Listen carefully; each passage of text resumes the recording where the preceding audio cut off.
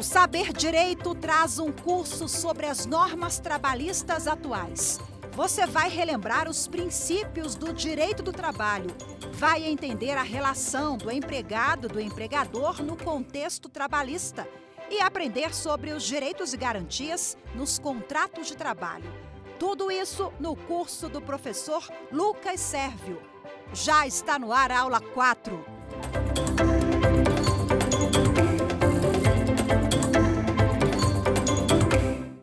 Olá, bem-vindos a mais um Saber Direito aqui na nossa TV Justiça. Eu sou o professor Lucas Sérvio, mestre em Direito pelo IDP, presidente da Comissão de Direitos Autorais e Materiais e Entretenimento do Distrito Federal. Estamos aqui, pessoal, para a nossa quarta e penúltima aula. Vamos falar sobre as garantias do trabalhador, salário, que, como nós já vimos, é a coisa mais importante da relação de trabalho, as características que acompanham o salário, tá?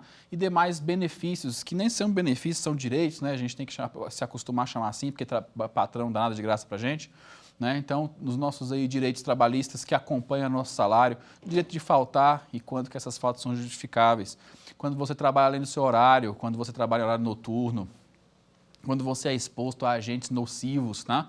Todas essas situações ensejam um pagamento adicional para você, trabalhador, tá? Então, convido vocês a acompanhar aí a nossa aula. Você que está na graduação, você que está estudando para o exame da ordem, você que tem interesse no direito, tá? Uma aula muito aqui importante para você que está nessa trajetória. Acompanhe aí com bastante diligência, pegue seu caderno, faça seu resumo, grave suas palavras-chave, tá? Tudo que nós estamos trazendo aqui, todos os professores aqui do Saber Direito, nós só queremos o melhor para vocês, queremos que vocês aprendam, tá? Decorar é muito pouco, nós queremos que literalmente vocês aprendam, que vocês repitam tudo que vocês estão vendo aqui em sala de aula ou na prova com confiança, com sabedoria. Beleza? Vamos lá, estamos prontos?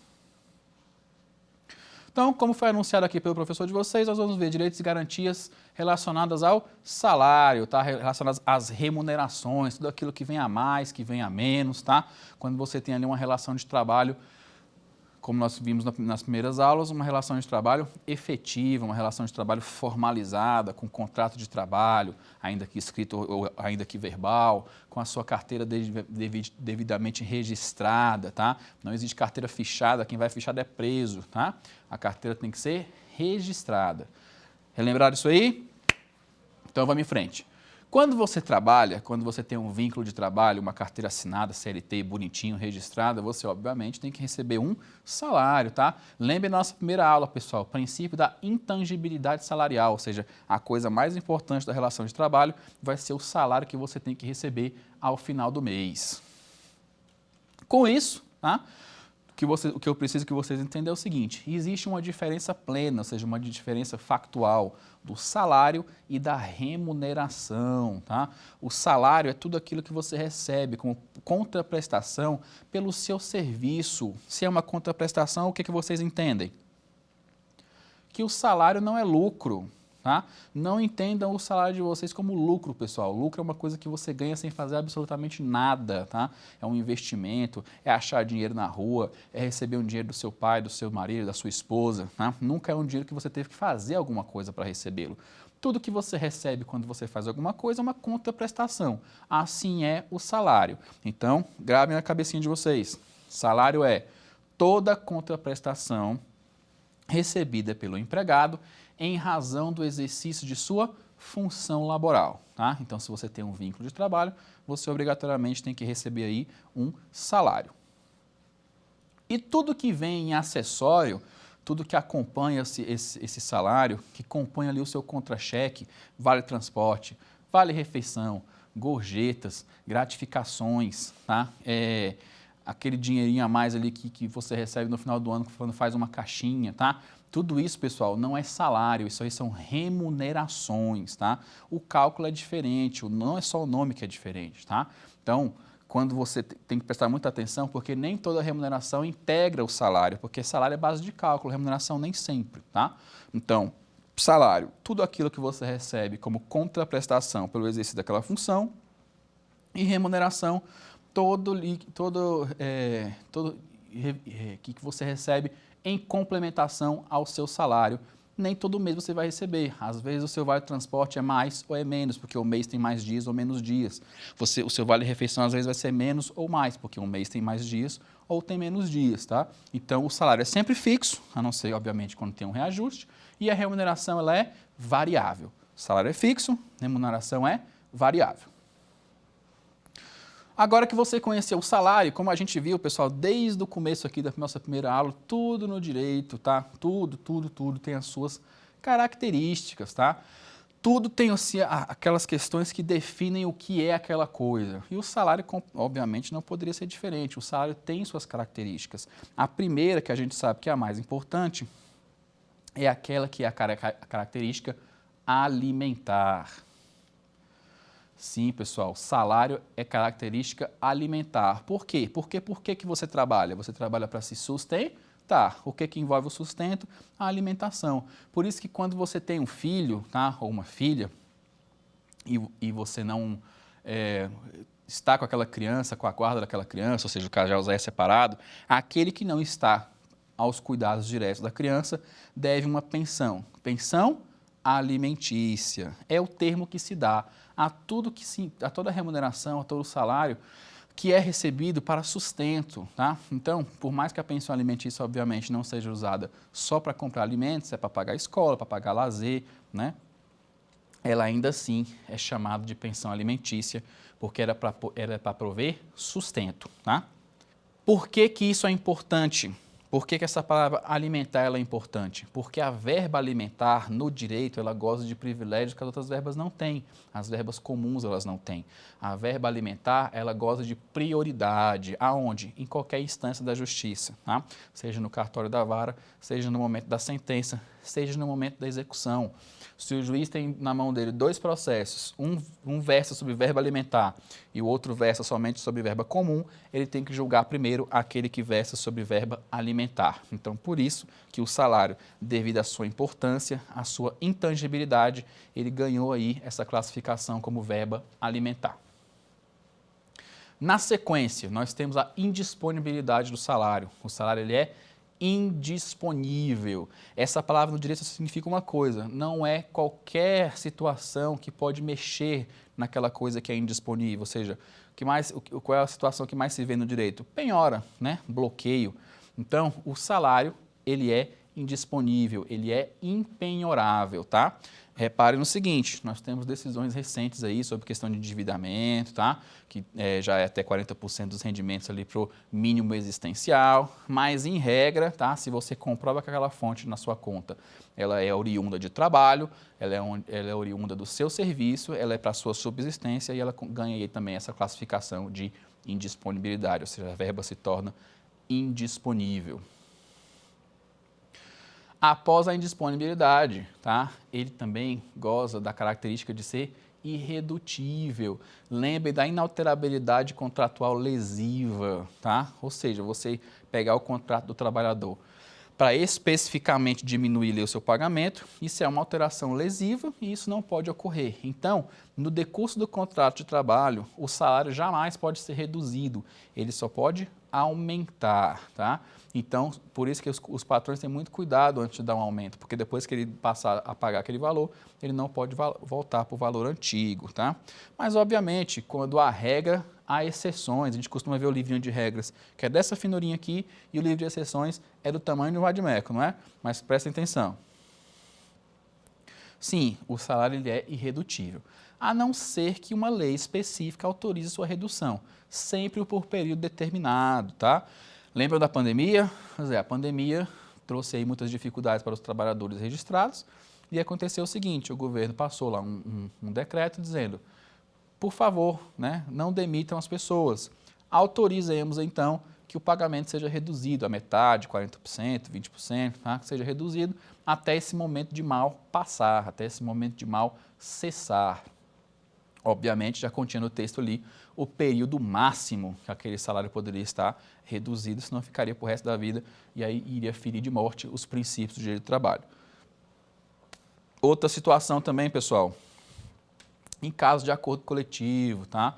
Em resposta à empresa que está passando por uns maus bocados. Então, se eu não me recordo bem, a fábrica da Ford em São Paulo talvez não me lembre o ano com precisão, mas se eu não me engano foi 2021, tá? A fábrica estava aí, principalmente atingida pela pandemia, em muitos maus momentos, né? Não estava conseguindo nem sequer fabricar os carros, quem dirá vender, porque ninguém saía de casa, né? E aí soltou lá uma notificação de que ia fazer uma demissão coletiva e iria fechar as portas.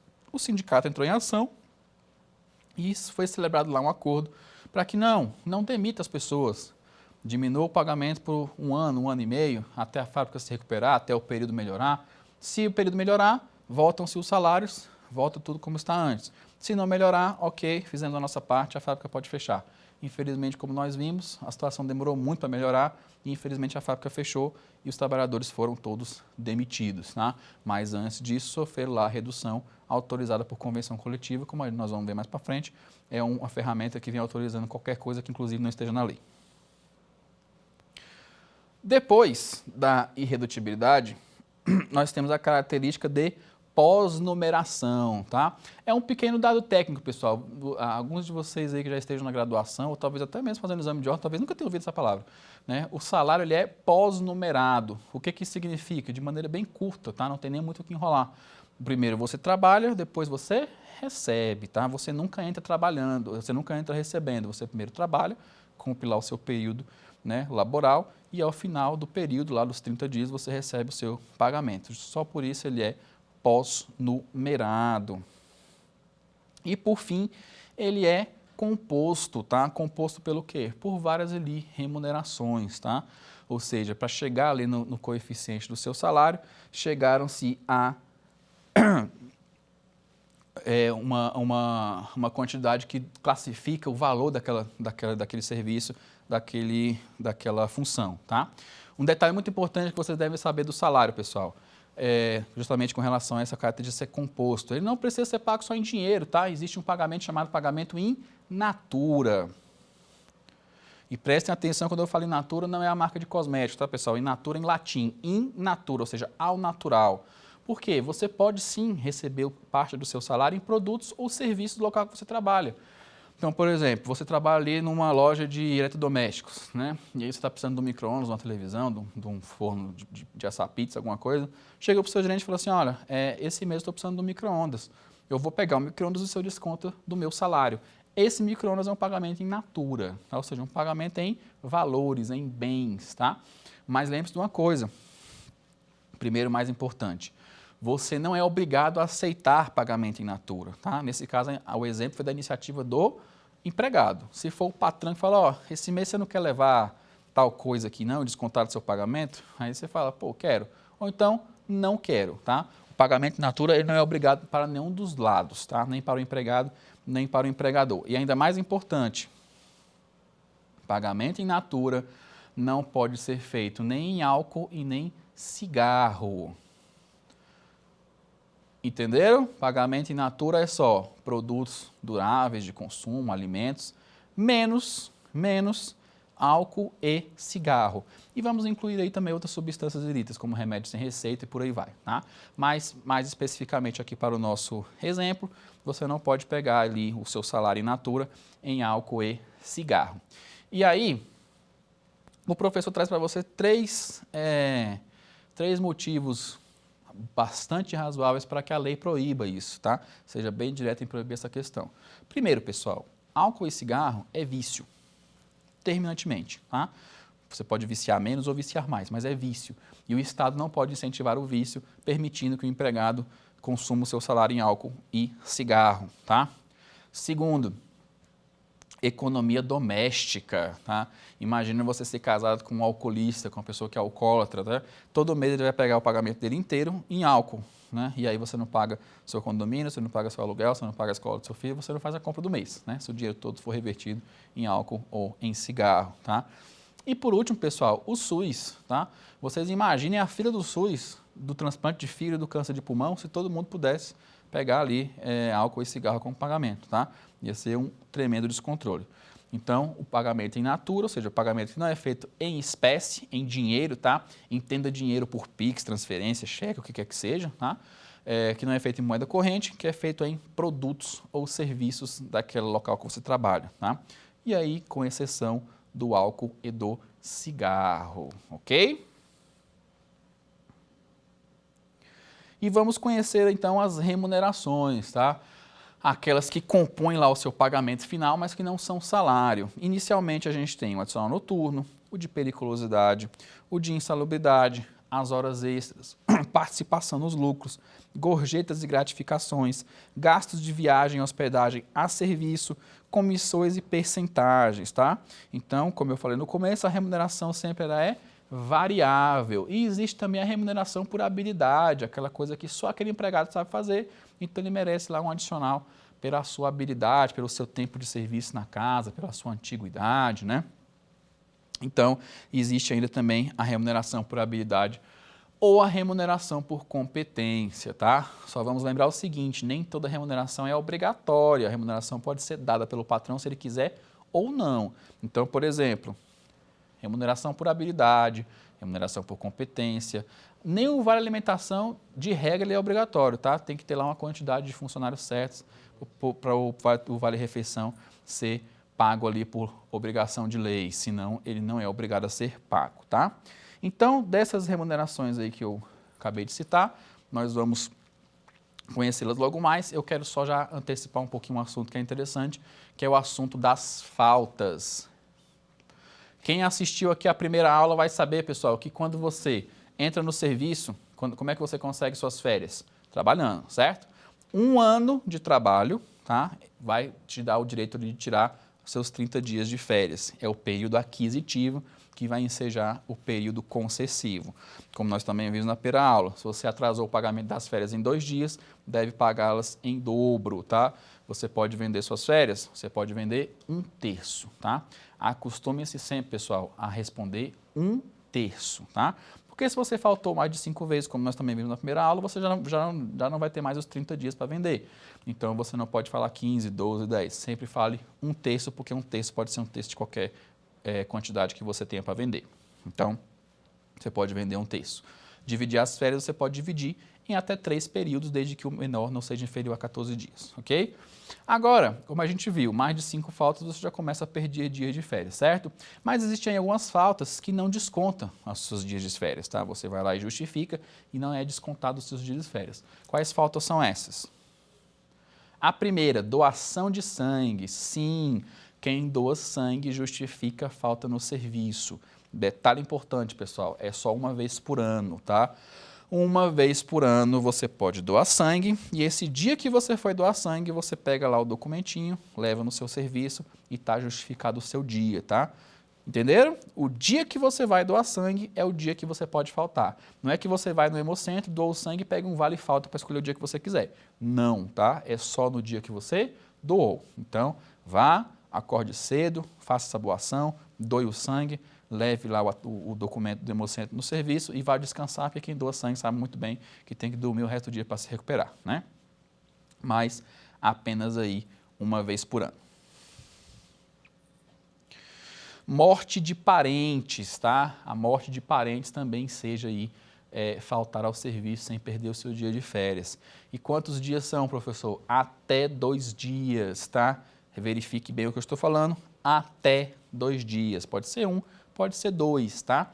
Ah, professor, mas lá no meu serviço, minha irmã faleceu, minha mãe faleceu, meu patrão me deu 1 semana. Que bom, ele foi muito legal, mas pela lei ele pode dar até só 2 dias, ok? E é morte de parente, tá? Se seu vizinho morreu, você pode mandar um cartão, mas ir ao enterro e faltar no serviço, a lei não te dá esse direito, tá? Parente, pai, mãe, irmão, filho, marido, tá?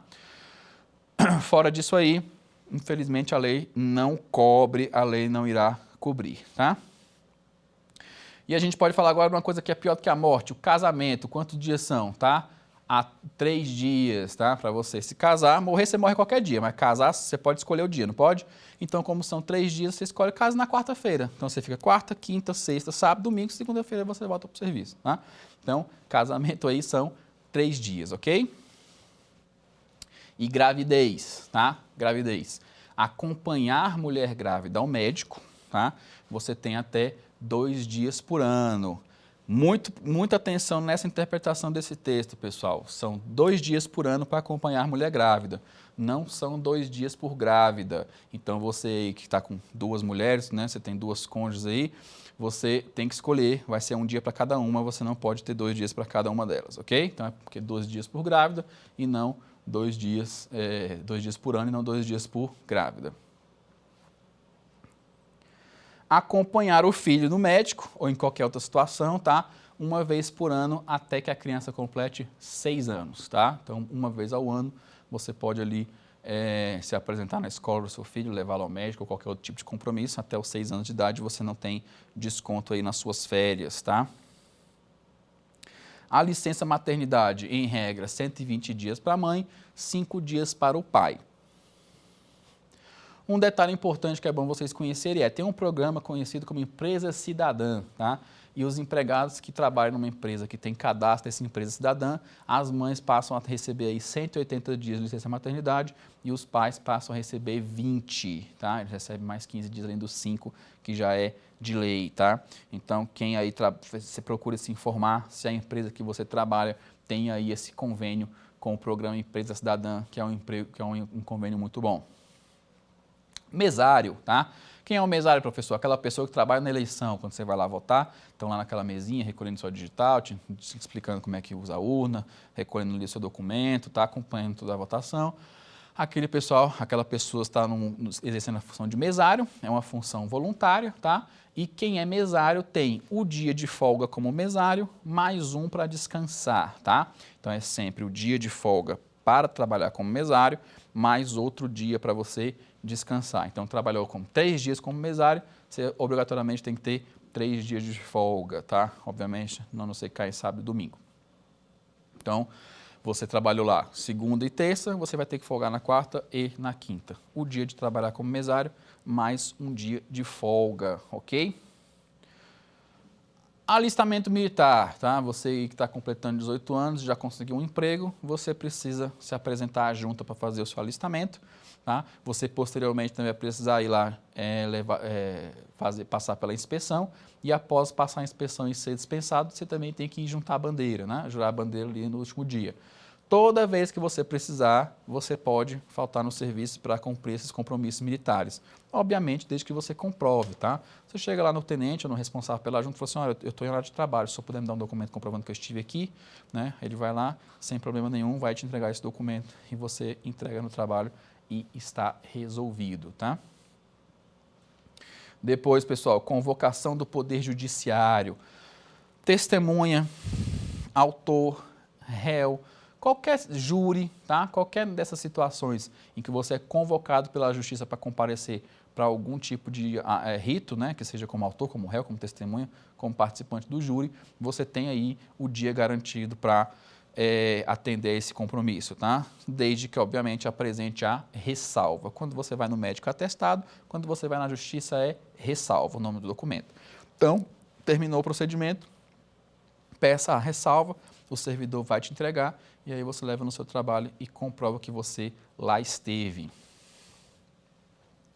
Título de eleitor, 2 dias, tá? Tranquilo.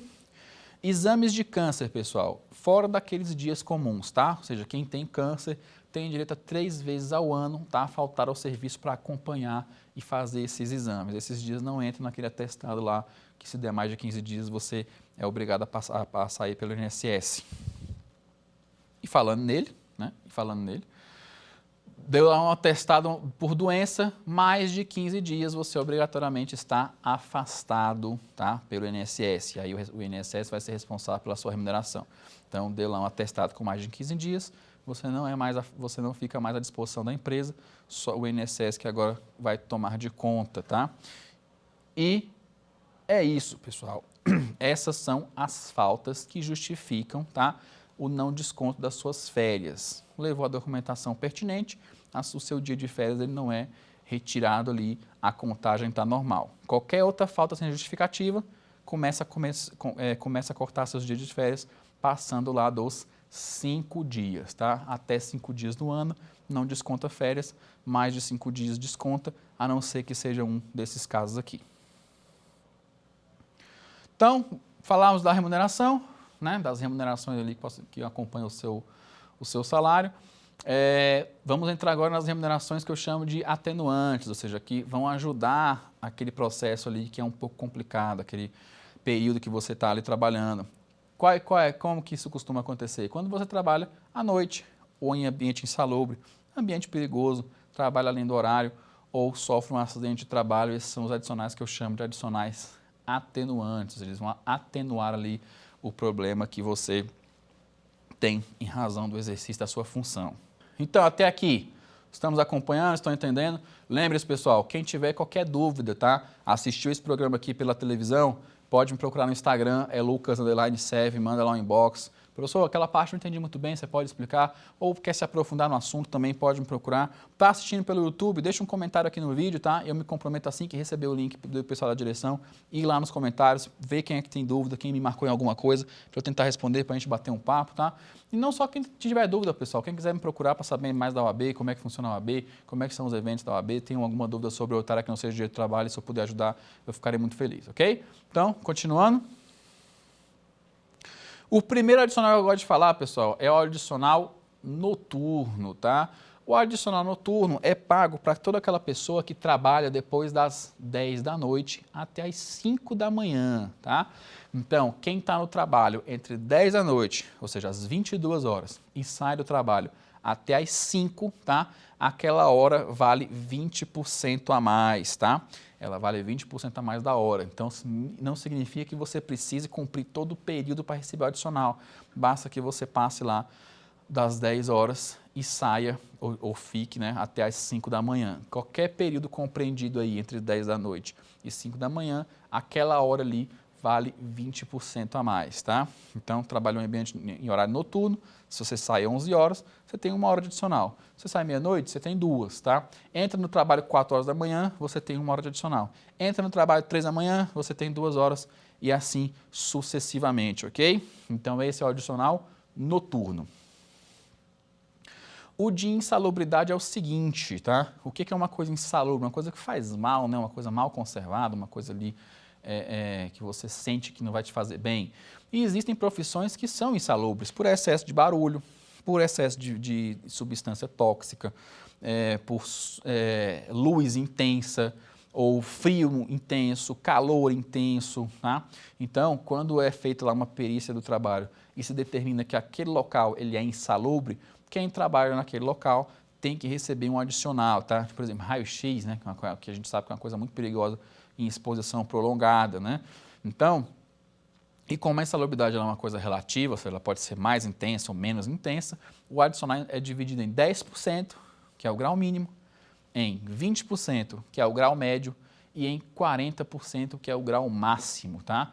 Quem que vai definir isso? Se for uma profissão que já é antiga, já está definido por perícia trabalhista. Se é uma profissão nova, né, e começar a apresentar ali que deixa o trabalhador mais vulnerável, que começa a fazer mal para a sua saúde, aí é feita uma nova perícia e o perito vai determinar que, nesse ambiente aqui, a insalubridade é mínima, é média ou é máxima, tá? E aí deve ser pago o devido adicional. Detalhe importante, pessoal, com relação à insalubridade, tá? O equipamento de proteção individual, ele é fundamental.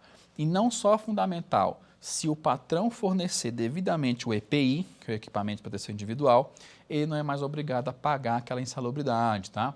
Então, se você trabalha num ambiente insalubre, mas o uso de luvas, o uso de máscara, o uso de uma roupa determinada, fone de ouvido, o que quer que seja, se aquilo ali corta completamente o mal insalubre, então o patrão não é obrigado mais a pagar, tá? Mas, professor, eu trabalho no local insalubre, eu uso todo o equipamento, todo paramentado, mas ainda assim eu sinto os efeitos. Então, você vai diminuir ali o grau da insalubridade. Se você sem EPI está em grau médio, com o EPI você vai receber mínimo. Se sem o EPI você estaria em grau máximo, com o EPI você passa a receber em grau médio, tá? Então, ou ele elimina ou ele atenua, tá? Ou ele vai eliminar completamente o pagamento, ou você só vai diminuir ali os efeitos, então você passa a receber menos. O próximo é o adicional de periculosidade, ou seja, aquela profissão que te coloca em risco todo santo dia, tá? Todo santo dia você corre risco de morte instantânea, tá? Ambiente que tem explosivo, choque elétrico, altura, violência, tá? Então, você transita lá em locais que tem botijão de gás para todo lado, né? Se um daquele ali estourar, adeus, né? Vai todo mundo para encontrar com São Pedro. Se você trabalha em estação de energia, colocou a mão na grade errada, adeus também, né? Não tem mais o que fazer. Está limpando a janela do 45º andar, um andaime arrebenta, você cai, sinto muito também, não tem mais o que fazer. Se é bombeiro, entra em incêndio ali todo santo dia, também é periculosidade, você pode morrer intoxicado, incendiado ou desabamento, o que quer que seja um ambiente perigoso, tá?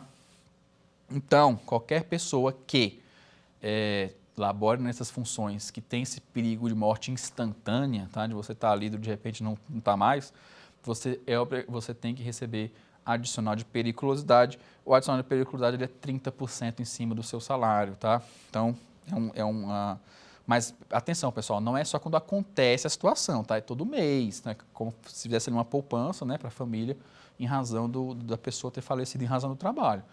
Então, da mesma forma como a insalubridade, não é só quando você recebe, quando você está em contato com um ambiente nocivo, com um agente nocivo. Saiu daquele ambiente ou não está mais usando o EPI, né? Não tem mais necessidade, você não recebe insalubridade. A periculosidade não, você recebe todo mês, porque você está em contato ali frequente com o perigo, tá? Foi retirado do perigo, também não tem mais que pagar, tá? A diferença é que a insalubridade ela tem grau e pode ser evitada com EPI. A periculosidade não, você pode estar de capacete, se explodir um botijão de gás não adianta nada, fica só o capacete e você vai embora, né? Então, tem essa diferença, a insalubridade ela tem grau e tem que ser evitada de alguma forma. A periculosidade não, ou você está em perigo ou você não está em perigo. E o que acontece a partir daqui é o seguinte: ah, professor, então é possível trabalhar num lugar assim, que é noturno, que é insalubre e que é perigoso? Assim, então você está se candidatando a ser o Batman, né? Porque você trabalha à noite, com veneno, né? E com risco de morte instantânea. Então, sim, existe esse tipo de profissão? Existe, tá? Só que aí, pessoal, é vedado o acúmulo, tá? Ou você acumula, assim, à noite, infelizmente, não tem como impedir, porque chega para todo mundo, né? Mas a insalubridade e a periculosidade, até então, em primeira ordem, não é vedado o acúmulo, você escolhe, tá? E, obviamente, qual que você escolhe? O que paga melhor. No entanto, há ainda precedentes de tribunais superiores que falam que, se, ainda que na mesma função, a periculosidade vem de uma fonte e a insalubridade vem de outra fonte, então você pode acumular, tá? Se os dois vêm da mesma fonte, então não, tá? O exemplo mais comum que a gente tem de que não é acumulável é do frentista, tá? O cheiro da gasolina insalubre, tá? Da enxaqueca, da ressecamento das vias aéreas, tá? E a gasolina explode, né? Então você está ali em ambiente insalubre e em ambiente perigoso. Mas é a mesma fonte, a gasolina, né? Então você não pode acumular. Mas no aeroporto tem um cidadão chamado operador de pista, tá? Que ele está ali em pé no sol, calor extremo. Turbina de avião subindo e descendo, ou seja, excesso de barulho, nem com aquele fone abafador ele consegue não ouvir, tá? E atrás dele tem caminhão passando com tanque de querosene de aviação e de volta, e de volta, e de volta. Ou seja, ele pode morrer esquentado do sol ou explodido, tá? E são fontes diferentes, tá? Então, sim, ele pode ali solicitar o acúmulo dos dois adicionais, ok? Agora, na sequência, tá, nós temos aí também a hora extra, tá? A hora extra também é um adicional atenuante. Por quê? Porque você tem jornada de trabalho definida, né? Se você tem jornada de trabalho definida, se você passa daquele horário, obviamente você não deveria estar mais ali, deve haver uma compensação. Como que funciona essa compensação? Qualquer hora trabalhada, tá? Além da sua jornada, essa hora vale 50% a mais, tá? Então, se o seu horário de trabalho se encerra às 18, você ficou até às 19, você recebe aquela hora de trabalho acrescida de 50% para compensar o fato de que você não deveria mais estar ali, tá? Só que é o seguinte, pessoal, a hora extra é definida quando você é por imposição do empregador que lá você tem que ficar, tá? Se você fica por sua conta, o patrão não é obrigado a arcar com aquilo ali, tá? Então, você deu 6 horas, deu o seu horário. Em vez de ir para casa, você for conversando, ficou passeando pela empresa.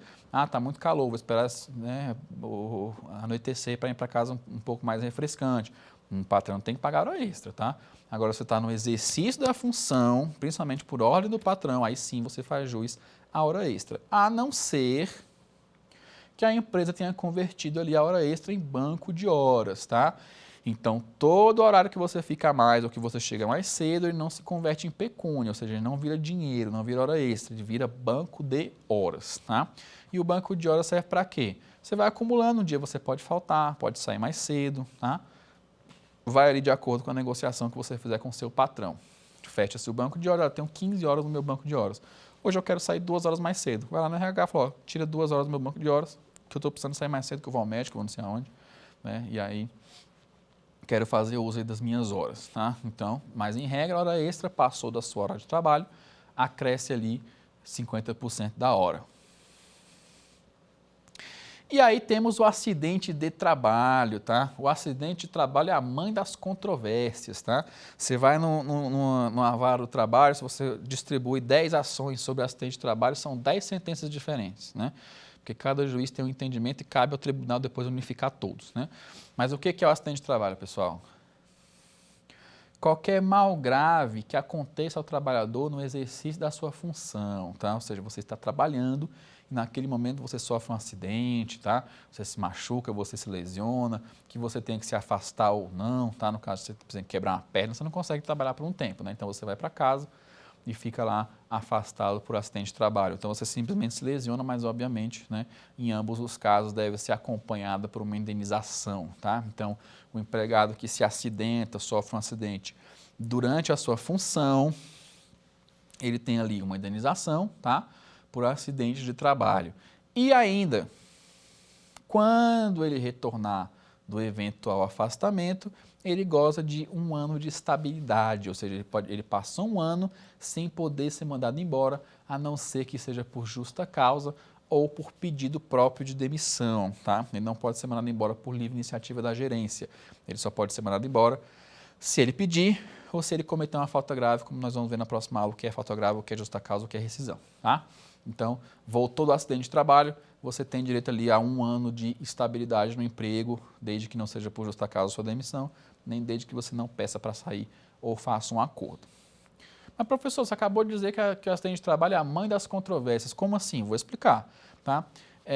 O técnico da NET, por exemplo, o que ele faz? Ele vai de casa em casa, arrumando modem, instalando internet, consertando antena, certo?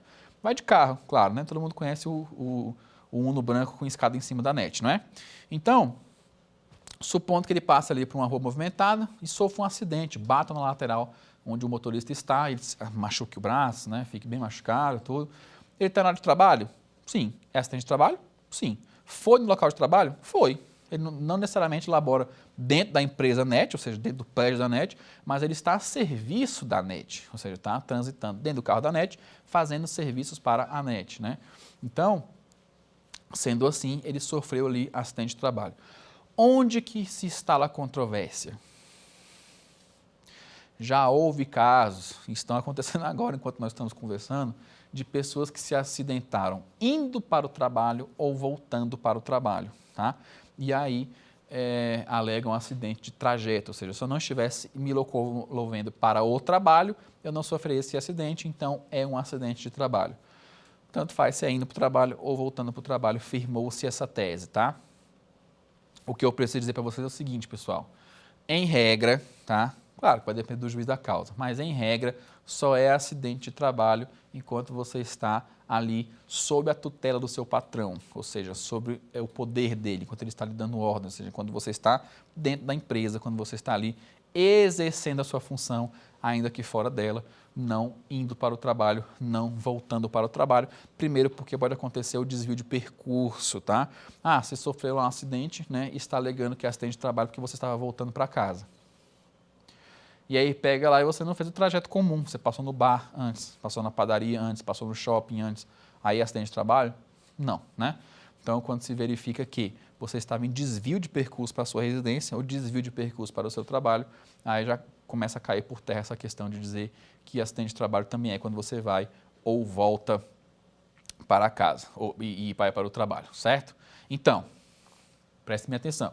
Em regra, tá? Por decisões aí majoritárias, o acidente de trabalho só ocorre quando você está à disposição do seu patrão, quando você está em tempo de disposição a ele, está lá cumprindo a sua função, exercendo a sua função.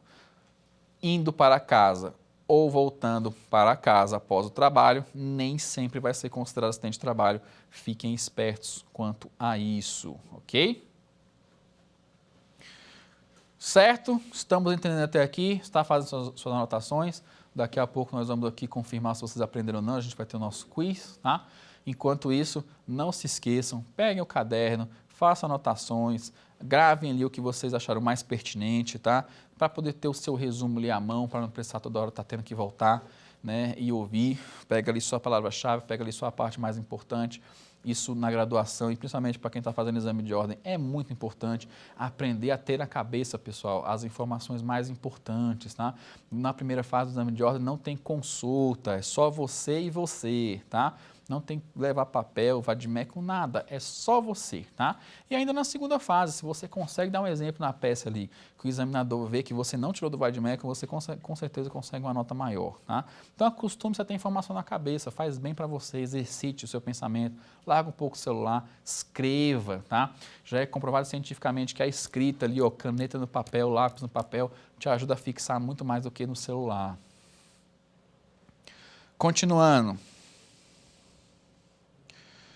Nós temos aí outros benefícios e garantias remuneratórias, tá? O primeiro exemplo é o FGTS. O que é o FGTS? É o Fundo de Garantia e Tempo de Serviço, tá? O FGTS passou a existir, pessoal, depois da Constituição de 88, tá? Virou quase que uma poupança obrigatória para o trabalhador. Então, quando você trabalha lá registrado, você tem ali um valor descontado no seu salário para acumular o seu FGTS. Como nós vamos ver na próxima aula de rescisão, tá? Existem algumas possibilidades de você sacar o seu FGTS, senão ele fica lá quietinho até o dia que você faça jus a recebê-lo, tá? Apesar de ter algumas curiosidades, tem uma curiosidade muito legal, inclusive. Quais são as hipóteses que você pode sacar o seu FGTS, além da demissão sem justa causa, que a gente vai ver na próxima aula? Quando você vai adquirir uma prótese, tá? Se você vai adquirir uma prótese ortopédica, não é prótese de silicone não, tá, meninas? Prótese ortopédica. Você está precisando comprar uma prótese de braço, uma prótese de perna, tá? Você pode fazer uso do seu FGTS para abater ou até quitar ali aquele valor daquela prótese, tá? Isso cai no 20º exame, questão subjetiva número 3, se eu não me engano, tá? Então, você tem ali o FGTS parado na conta, ainda está trabalhando, não foi demitido nem nada, né? Mas está precisando trocar a sua prótese ortopédica, seu braço, sua perna, o auditivo, né? E aí você pode fazer uso da sua conta FGTS para saldar aquela dívida ou abater naquela dívida. E o que todo mundo conhece, mais comum, não é? Você pode usar o seu FGTS para ajudar na compra da sua casa própria, tá? Aquele dinheiro depositado nas suas contas do FGTS pode ser usado para quitar a sua casa própria, para comprar o seu imóvel. Ok? O próximo é o INSS, tá? O INSS é o quê? É o que vai garantir a sua aposentadoria. Então, quem trabalha registrado, quem tem carteira registrada, todo mês está acumulando ali o seu INSS, tá? Em regra, 8% do seu pagamento é descontado, tá? Para o INSS. Quem paga é o patrão, tá, pessoal? Não é que desconta 8% do seu pagamento, ele faz o cálculo de quanto que é 8% do seu salário e ele tira do bolso dele para pagar seu INSS, tá? E aí é depositado na sua conta e vai acumulando ali para o seu tempo de serviço para quando você se aposentar. O 13º salário, tá? Que nós temos aqui no Brasil, que é um salário a mais que você recebe geralmente no final do ano, tá? E esse 13º, pessoal, é uma soma de um percentual que você receberia durante os 12 meses do ano. Ao final, soma-se tudo e aí é o seu 13º salário. E o Vale Transporte, né, e o Vale Refeição, que são auxílios aí, porque ninguém deveria pagar para trabalhar, né? A gente tem que receber para trabalhar. Então, o Vale Transporte, que é obrigatório, você tem que, no máximo, ser descontado no máximo 11% lá do seu salário para contribuir ali com o seu Vale Transporte, né? Então, você vai receber o Vale Transporte para todos os dias de trabalho. Faltou, obviamente, é descontado, você não recebe porque você não foi trabalhar, né? Então, em qualquer hipótese que você não foi ao serviço, você não recebe o Vale Transporte. E como eu falei agora há pouco anteriormente, o Vale Refeição não é obrigatório, ele só passa a ser obrigatório se a empresa tiver lá uma quantidade de funcionários que a lei obrigue, ou se ela dá por vontade própria, tá? Se ela tem 2 funcionários, ela quer dar Vale Refeição, ela pode dar, mas ela não é obrigatório, depende do porte da empresa, tá? É mais um benefício. E de garantias gerais, nós temos aí 4 que são importantes, inclusive foram revistas, reformadas, mexidas na nossa reforma trabalhista de 2017. O primeiro foi o acordo coletivo, e esse gerou muita controvérsia, porque o acordo coletivo ele foi celebrado na reforma de 2017 como o seguinte: tudo aquilo que é decidido entre a categoria e os empresários pode valer mais do que a lei, tá? Obviamente, desde que não fira princípios fundamentais trabalhistas, né? Mas, em regra, inclusive cunhou-se aquela famosa frase: o acordado vale mais do que o legislado, ou seja, o que é combinado vale mais do que a lei, tá? Então, os acordos coletivos eles podem avançar aí de alguma forma que passe por cima da lei se for de melhor interesse para a categoria, obviamente sem descumprir preceitos fundamentais, tá? Porque senão cabe lá uma DPF e aí esse acordo coletivo é retirado de pauta. A jornada 12 por 36, né, que a partir da reforma trabalhista passou a valer para qualquer trabalhador que quiser fazer e qualquer empresa que quiser receber ou quiser pedir que o trabalhador faça. Antigamente, somente algumas categorias podiam fazer, agora quem quiser fazer 12 por 36 pode fazer, está liberado. A gratuidade de justiça, tá? Essa também foi a mãe das controvérsias após a reforma trabalhista. Como é que funcionava? Até 2017, o empregado colocava o patrão na justiça, tá? Fazia lá suas alegações procedentes ou improcedentes, ele sabe muito bem o que ele está pedindo, né? E ao final do processo, se fossem improcedentes, ou seja, o juiz não entendesse que o trabalhador tinha direito àquilo que ele estava pedindo, ele não era condenado a nada, tá? Ele não pagava custas, não pagava honorários, não pagava nada, tá? Perdeu, ok, vai para casa, tudo certo. Com o passar da reforma, inclusive na intenção de diminuir aquele grande volume de ações trabalhistas, nós brasileiros somos recordistas em ações trabalhistas, obviamente contando somente nos países que têm justiça do trabalho, no intento até ali no esforço de diminuir essa quantidade dessas ações, passou a se estabelecer que o empregado que litigar contra os seus patrões e não conseguir provar o que está alegando, ou seja, perder a ação, ele vai passar a ser condenado em custas e honorários, tá? E isso aí vigorou por um tempo, até mais ou menos 2021, 2022, não vou lembrar de cabeça, mas foi uma decisão do TST, uma decisão do STF que julgou inconstitucional essa cobrança, tá? O ministro Barroso, num julgado, decidiu que não se pode cobrar custas assim de cara do trabalhador, tá? Tem que verificar a sua capacidade de arcar com aquelas custas e aí sim, tá? Se for possível que ele as pague, aí você pode acertar ali que seja feito o pagamento das custas. Como é que ficou hoje em dia? Depende. Tá? E é isso aí, pessoal. Você estuda 5 anos, às vezes para responder depende. Tá? Depende do quê? Depende do juiz. Tá? Se for um juiz mais garantista, ele não dá as custas para o empregado pagar. Se for um juiz mais legalista que joga ali com a lei debaixo do braço e com a autorização do Supremo de verificar ali a capacidade financeira do reclamante, tá? Ele vai julgar que sim, que você deve pagar ali um percentual que seja, nem que seja 5, 10% ali do valor da causa para o advogado da outra parte, bem como as custas para o tribunal. Tá? E para finalizar, foi feita ali uma delimitação do que seria equiparação salarial, né? Que inclusive também foi pauta que um tempo desse. Por quê? Porque ficou decidido que homens e mulheres não podem receber diferente, né? Houve um acerto sobre essa equiparação salarial em prol do avanço do direito das mulheres, que sempre é positivo, tá? Mas do que se trata a equiparação salarial? Aqueles empregados que têm o mesmo tempo de casa, fazem o mesmo serviço nas mesmas condições, não podem ganhar diferente, tá? Ou seja, se eu entrar ao mesmo tempo que você, faço a mesma função que você e tenho as mesmas capacidades, as mesmas condições, eu aí não posso ganhar menos ou mais do que o coleguinha, tá? Nós temos que ganhar de maneira equiparada. Obviamente, alterou o tempo de casa, altera o salário. Alterou as condições de trabalho, altera o salário. Alterou a função, principalmente, altera o salário. Mas é sempre bom dar exemplo nesses casos.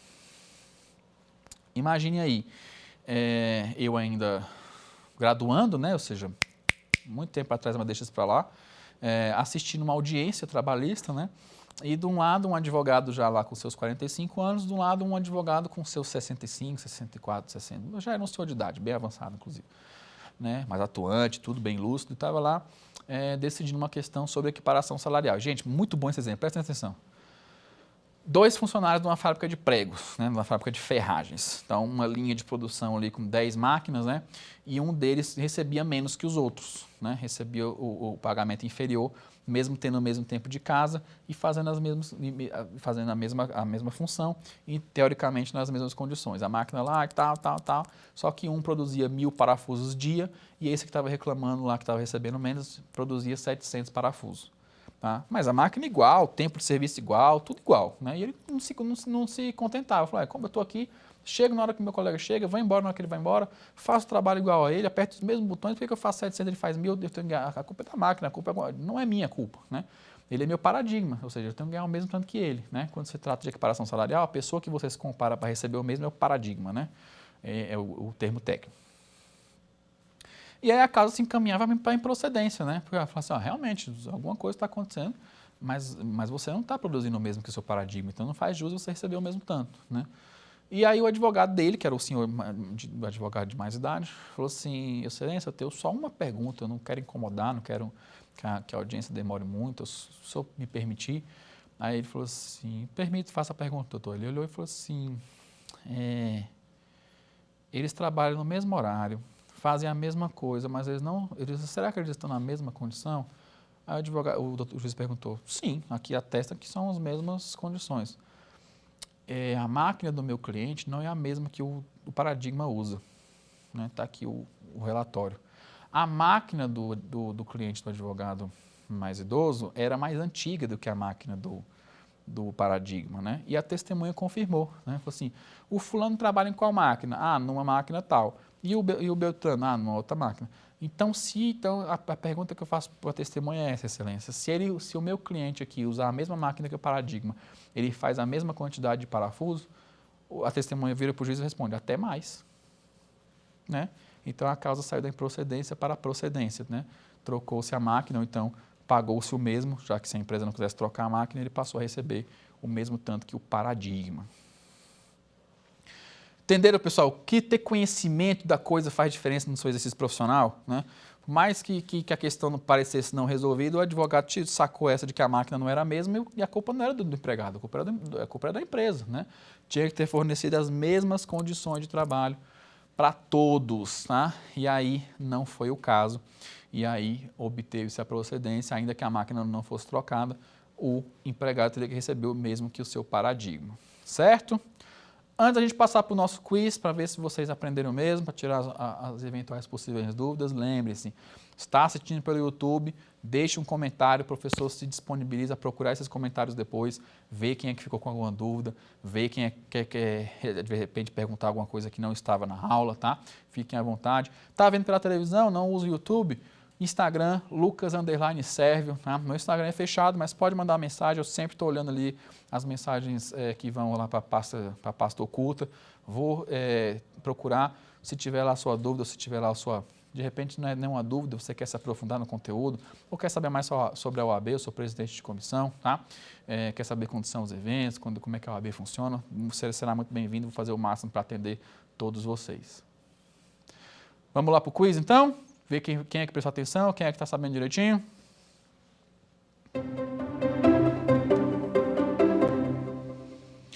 No que diz respeito ao adicional noturno no direito do trabalho brasileiro, qual é a faixa horária considerada como horário noturno, tá?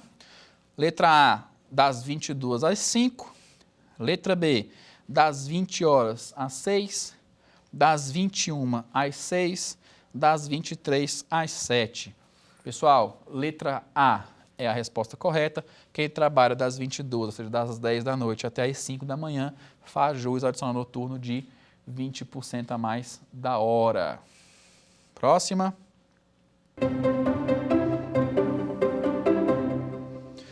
Quais são os critérios que determinam a concessão do adicional de insalubridade ao trabalhador no Brasil? Exposição a agentes nocivos, atuação em atividades perigosas, risco de vida e tempo de serviço, trabalho em condições insalubres, proibição de horas extras e férias prolongadas, atendimento a metas, produtividade elevada e jornadas extensas, tá?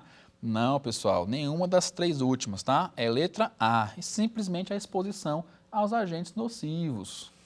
Próximo.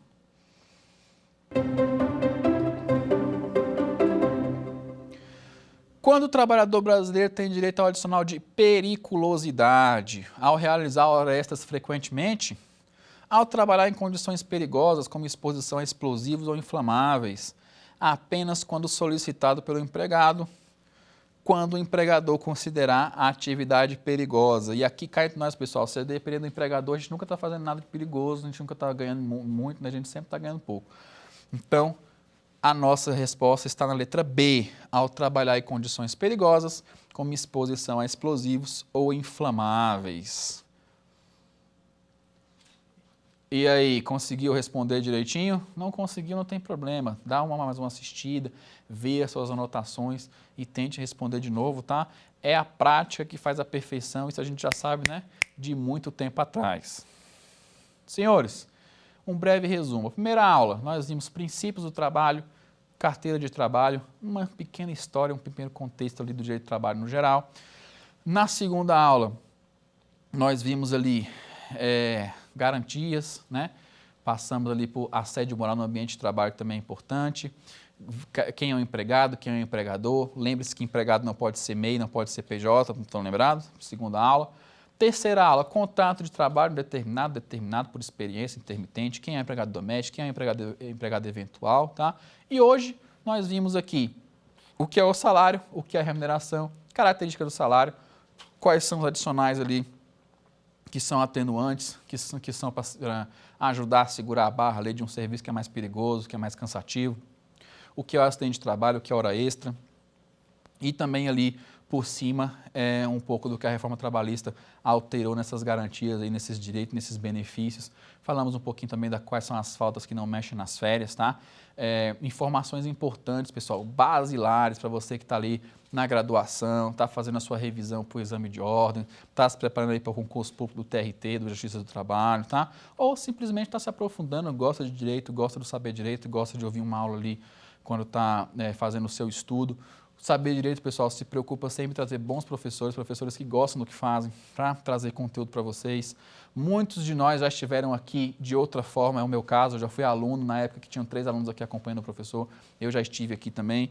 10, 11 anos atrás, tá? Ou seja, muito tempo atrás, né? Eu fui um graduando de Direito aqui no 10º semestre, acompanhei o programa do professor Rudi Castro sobre a organização de sindical, e aí hoje estou aqui nos sapatos, né, dos que me antecederam, passando o mesmo conhecimento para vocês, com o mesmo gosto, com o mesmo carinho, tá? Tudo aqui é preparado pensando na aprovação de vocês, pensando no melhor preparo e desenvolvimento de vocês. Eu sou o professor Lucas Sérvio, tá? Sou pós-graduado em Direito do Trabalho, pós-graduado em Direito do Consumidor e Responsabilidade Civil, sou mestre em Direito pelo IDP e estou presidente da Comissão de Direitos Autorais e Materiais de Entretenimento da nossa OAB-DF. Conheça o nosso perfil no Instagram, tá? Conheça o meu perfil no Instagram, Lucas_Sérvio. Veja lá os eventos que nós estamos divulgando, as parcerias que nós temos, tá? Busquem conteúdo, pessoal, tá ali para vocês, tá? É o que a gente quer, é ver vocês aprendendo, ok? Muito obrigado pela participação de vocês. Na próxima aula nós vamos ver tudo sobre rescisão, tá? Como que o contrato de trabalho se encerra, quais são as características de cada rescisão, como que tem esse funcionamento. E tudo começa, né? Ou seja, os contratos de trabalho começam e uma hora eles têm que terminar. A gente vai conhecer aí como é que eles terminam, tá? Muito obrigado por assistirem até aqui. Aguardem a próxima aula. Um abraço, fiquem bem. Quer dar alguma sugestão de tema para os cursos do Saber Direito? Então mande um e-mail para a gente, saberdireito@stf.jus.br. Você também pode estudar pela internet. Acesse o nosso site radioetvjustiça.jus.br ou pode rever as aulas no canal do YouTube, @Rádio e TV Justiça.